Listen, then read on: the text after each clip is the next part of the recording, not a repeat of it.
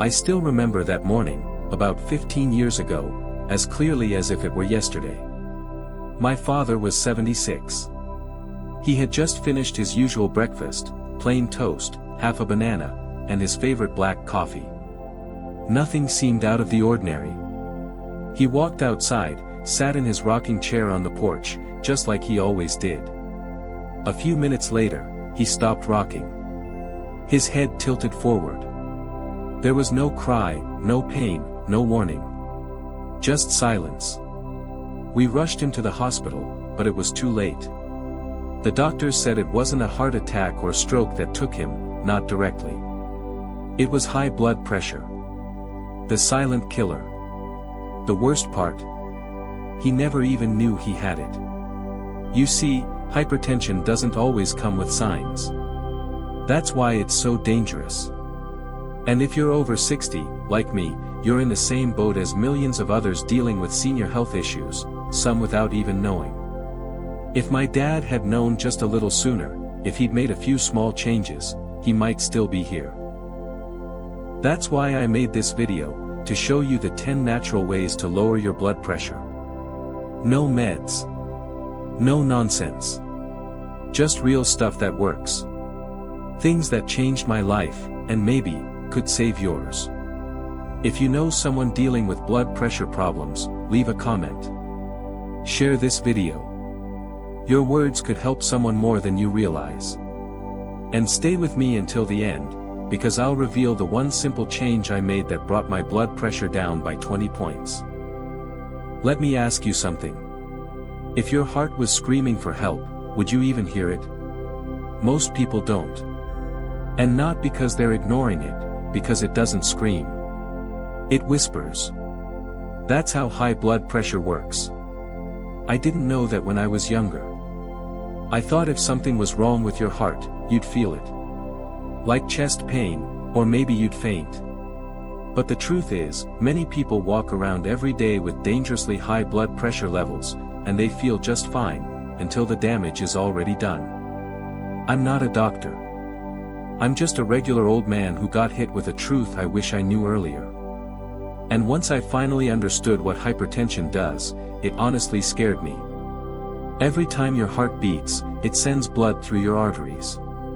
That push, the pressure, it's supposed to rise and fall, right? When the heart pumps, that's your systolic number.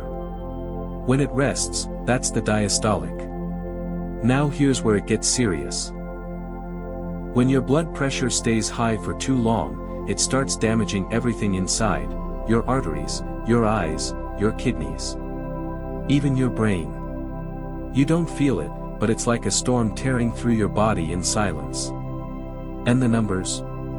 Nearly 90% of seniors over 60 have high blood pressure or are borderline. That means out of 10 people watching this, 9 of you are at risk, and maybe don't even know it.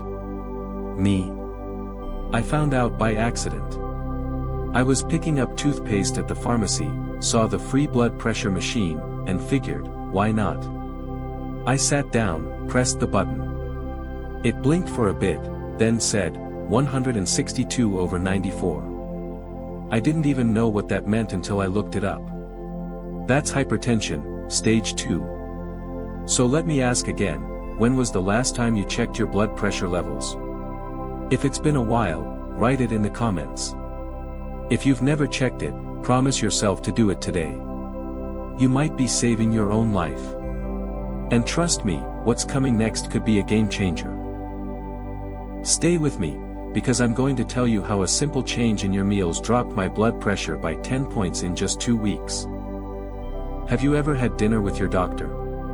I have. And let me tell you, it's not the kind of meal where you ask for dessert. It was a casual night, nothing fancy. I had grilled steak, mashed potatoes, and a little side of pickled veggies. My doctor looked at my plate, smiled politely, and said, "That plate's killing your arteries, Harold." At first, I thought he was being dramatic. But he wasn't. That sentence stuck with me like a thorn under the skin. He started telling me about something called the DASH diet, a way of eating proven to lower blood pressure naturally. No pills, no crazy shakes, no magic berries. Just real food, in the right portions, with the right balance. DASH stands for Dietary Approaches to Stop Hypertension. And unlike all those diet fads out there, this one's backed by science. It's the first thing doctors recommend when you want to take control of your blood pressure without drugs. But here's what most people don't get: it's not just about what you add. It's about what you remove. Specifically, sodium. See, sodium tightens your blood vessels. Makes your heart work harder. Meanwhile, potassium does the opposite. It helps relax those vessels. Helps your kidneys flush out extra salt. The two are like rivals in your body. And most of us, we're overloaded with salt without realizing it. It's not just the salt shaker on your table. That's maybe 15%. The rest? It's hiding in your favorite processed foods. Canned soups. Frozen meals. Deli sandwiches. I once bought this healthy quinoa bowl. Looked clean. Tasted great. Turns out it had over 2,000 milligrams of sodium. That's your entire daily limit, in one meal. So I made a change. I swapped the canned stuff for fresh vegetables. Added beans, sweet potatoes, and leafy greens. Cooked more at home. Used olive oil instead of dressings. Ate lean meats. And within 2 weeks, my blood pressure dropped 10 points. No meds. Just food. Tell me in the comments, have you tried a blood pressure diet before? What worked?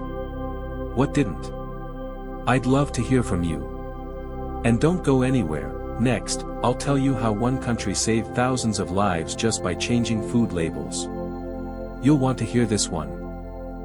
What if I told you that a country, yes, an entire country, beat high blood pressure and saved thousands of lives, just by changing the way people looked at salt?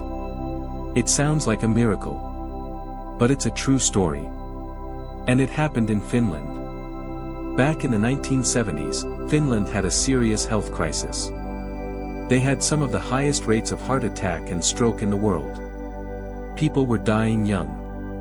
Men in their 40s and 50s were dropping dead in their kitchens, on farms, even at work. Why? Because their diet was overloaded with sodium. Salted fish, canned meats, heavy sauces, everything was packed with it. Doctors were raising the alarm, but nothing changed, until the government stepped in.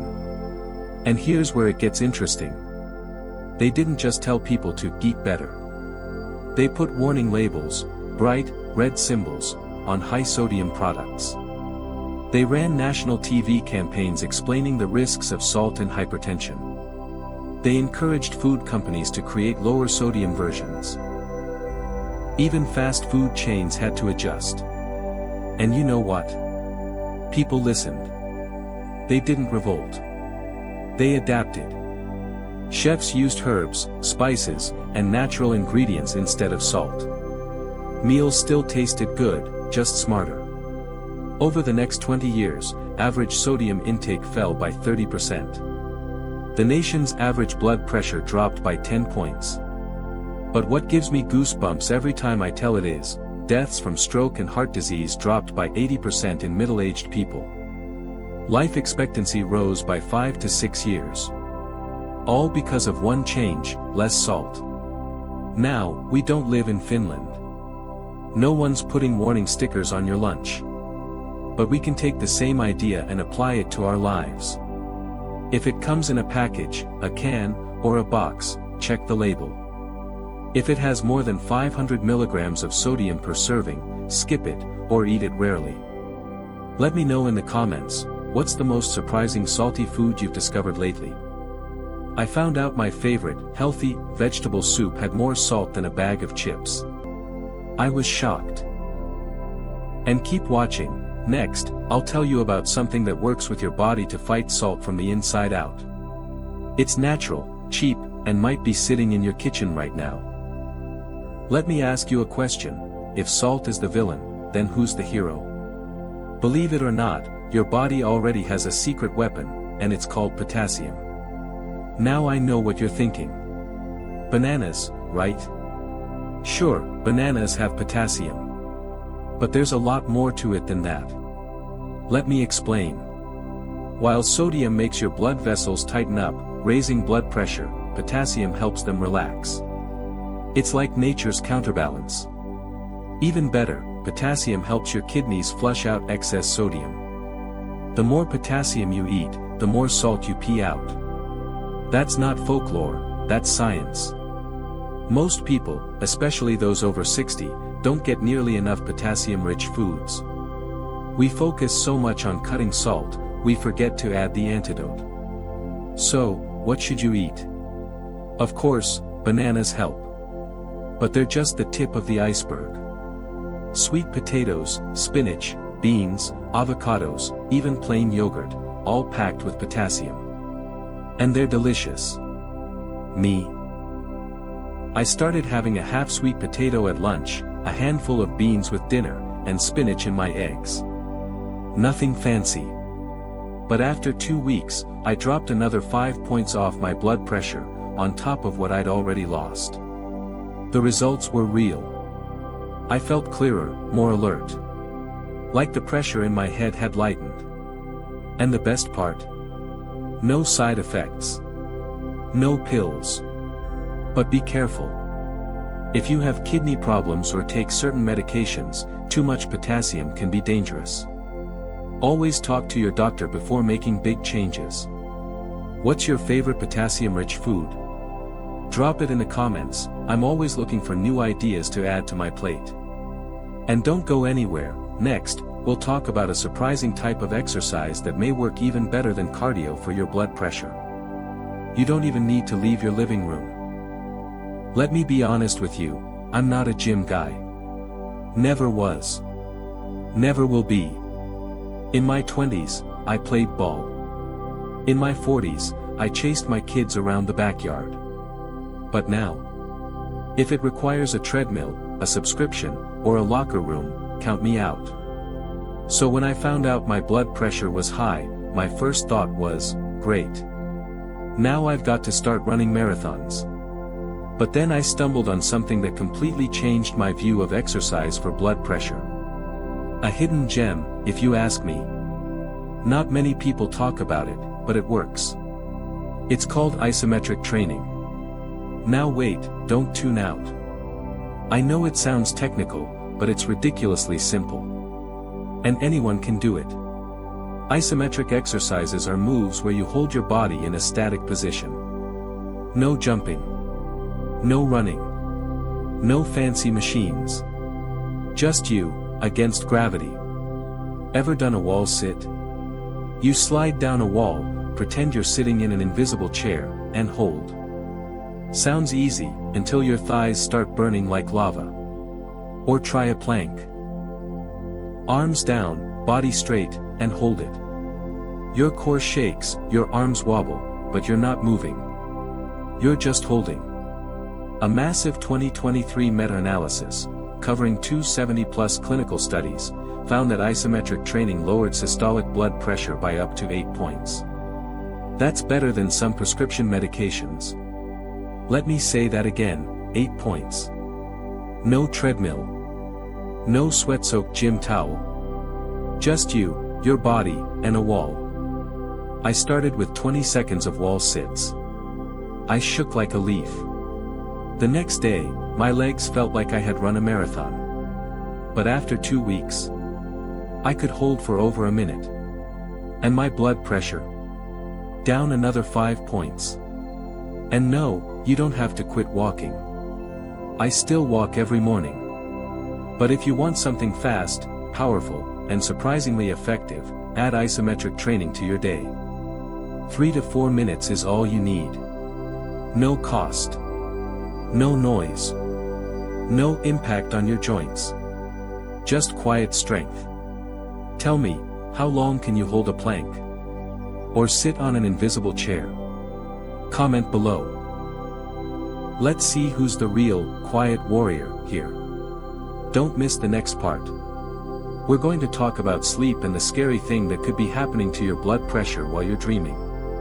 Trust me, you need to hear this.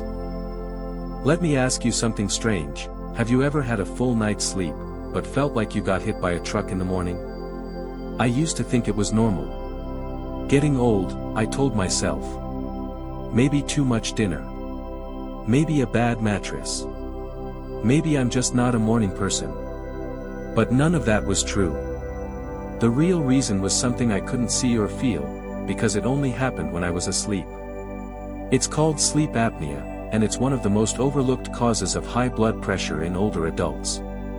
Here's how it works. When you have sleep apnea, your breathing stops and starts during the night. Sometimes dozens, even hundreds of times. You don't wake up fully, but your body jolts into stress mode every time it happens. Each time your breathing stops, oxygen drops. Your brain panics. Your heart rate spikes. And all that stress, night after night, slowly raises your blood pressure, even if you're eating well and exercising. The most terrifying part? You might not even know it's happening. I didn't. I thought I was just a loud snorer. My wife said I sounded like a motorbike starting and stalling. One night, she recorded it. And hearing myself choke and gasp like that, it scared the hell out of me. So I got tested. Turns out, I had moderate obstructive sleep apnea. For years, my body had been in a nightly battle, fighting for breath, without me even knowing. And no matter how many vegetables I ate, or how many wall sits I did, my blood pressure wouldn't budge, because I wasn't truly resting. Then I got fitted with a CPAP machine. I won't lie, it took time to get used to. The first night felt weird. But after a few days, I woke up feeling clearer, calmer, and more awake than I had in years. The next doctor visit, my blood pressure had dropped for the first time in months. That was the moment I realized, sometimes the fight isn't during the day. It's at night, in silence. Sleep apnea is one of the biggest causes of resistant hypertension, yet so many people ignore it. They treat the symptoms, but not the cause. So, how do you know if you might have it? If you snore loudly. If you wake up gasping. If you feel tired all day despite sleeping 7 to 8 hours. If your partner says you stop breathing at night, that's a red flag. Comment below if any of this sounds familiar.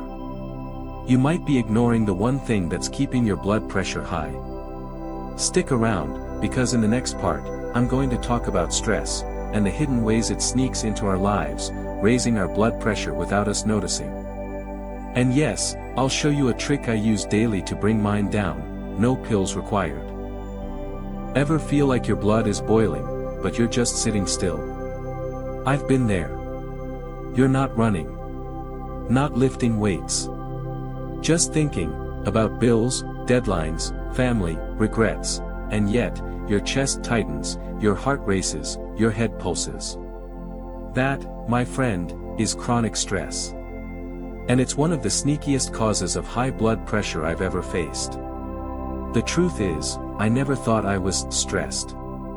I wasn't screaming at people. I didn't feel anxious. But my body? It told a different story. Every morning, my jaw was sore from clenching. My shoulders were rock hard. And my blood pressure kept climbing, even when everything else was under control. It wasn't the salt. It wasn't the lack of exercise. It was my mind, quietly holding on to stress like a clenched fist. The surprise was when I opened my eyes, stress doesn't need to be loud to be dangerous.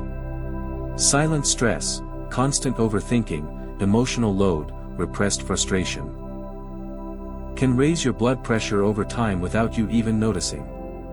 So what did I do? I started with deep breathing. Not the fancy stuff. Just 5 minutes in the morning, breathe in for 4 seconds, hold for 4, breathe out for 6. Simple. But powerful.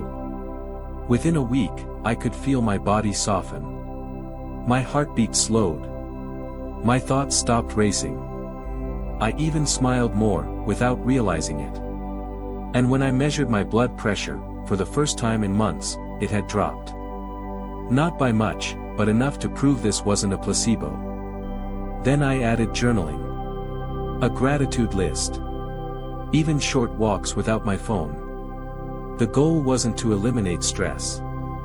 That's impossible. The goal was to stop letting it live rent-free in my body. Do you ever catch yourself clenching your jaw? Holding your breath? Staring at the ceiling, unable to sleep? Comment yes if that's you. We're in this together.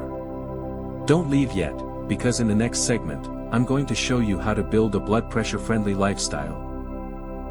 What time to check your readings, what routines to build, and how to stay consistent for the long game. You know the saying, slow and steady wins the race. Well, I used to hate that saying. I wanted quick results. Fast fixes. I jumped from diet to diet, from walking 5 miles a day to doing nothing for a week. My blood pressure was like a yo-yo, up, down, up again. Nothing stuck. Then one morning, I looked in the mirror and said to myself, Harold, if you want long-term change, you need long-term habits.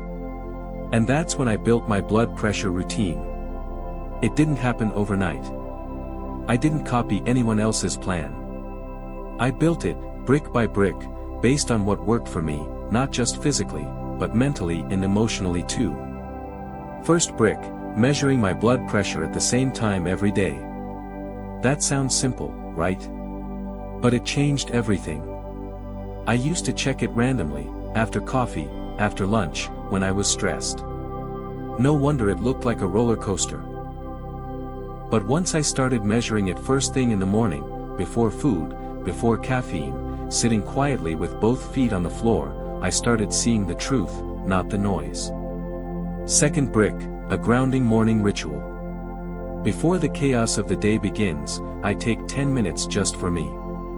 I stretch. I breathe. I drink a tall glass of water. Then I write one thing in a notebook, something I'm grateful for, or a goal like, today, I will move with intention. That small act gives me a center. A reason. A rhythm. Third brick, early dinners and light evenings. I used to eat at 8 or 9 p.m., then go to bed feeling full and foggy. Now, dinner's done by 6. My sleep is deeper. My digestion is calmer. And yes, my blood pressure. Lower. Fourth brick, a set bedtime and wake-up time, even on weekends. I learned to protect my sleep like I protect my money. No blue screens after 9 p.m. No scrolling in bed. I read. I relax. I slow down. Because rest is recovery. And recovery is healing. Fifth brick. Connection. This one surprised me. I made a rule, at least one heartfelt conversation per day. It could be with my wife, my son, or a friend over coffee. Real talk. Not just, how's the weather? And guess what? My body feels lighter after. Because loneliness is heavy. And it pushes blood pressure higher than we realize. Putting it all together, it's not magic. It's not sexy. But it works. When I stick to my routine, my numbers stabilize. My mind clears. I feel stronger, not just in my body, but in my spirit. So now it's your turn. What's one daily habit you do that helps you feel more in control? Share it in the comments, I might add it to my routine. And don't go anywhere, because the final segment is coming next. I'll talk about what no one wants to admit, when lifestyle changes aren't enough, and it's time to consider medication.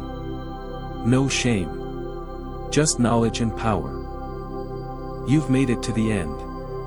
That says a lot about you. Most people quit halfway, looking for quick tips and shortcuts. But not you. You stayed. You listened. You cared. That tells me you're not here for magic. You're here for the truth. And that's exactly what I'm about to give you. The truth is, no matter how clean you eat, how consistent your walks are, how well you breathe, stretch, journal, or sleep, sometimes your blood pressure stays high. And when it does, it's not your fault. That was a hard truth for me to accept. Because I did everything right, or so I thought. I cut the salt, followed the DASH diet, worked out, practiced deep breathing, and slept early. I even meditated. Yet, my numbers wouldn't budge. Some days, they even went up. I felt defeated. Like I was doing everything and still failing. Like that little machine on my desk was mocking me every morning. Until one day, my doctor looked me in the eye and said, "Harold, you've done your part. Now let the medicine do its part too." I didn't want to hear that. I resisted. I said, "No, I can fix this naturally." But deep down, I knew, I was holding myself back out of pride. And pride can be dangerous. Because here's what I've come to understand, taking medication is not giving up. It's growing up. It's realizing that we use tools, not because we're weak, but because we're smart. No carpenter builds a house with bare hands. Why should we treat our hearts any differently? I still do my walks. I still eat right. I still keep my blood pressure routine. But now, I also take one pill a day. A tiny pill. And that pill, combined with everything else, has made a massive difference. I sleep better. I feel clearer. And most importantly, my numbers are stable. I don't live in fear of the next reading. I live in confidence that I'm doing what I can, with what I have. And I hope that permits you to do the same. If you're stuck, if you're scared, if you feel like lifestyle changes haven't worked, talk to your doctor. Not as a surrender, but as a strategy. Comment, "I choose strength," below if this message speaks to you. And please share this video with someone who might need it. Someone who's been trying, struggling, and scared to take that next step. Let this be the voice that says, it's okay to get help. It's okay to be human. It's okay to take care of yourself fully, not just with hope, but with action. You're not alone. You're not broken. You are brave. And that, my friend, is more powerful than any pill.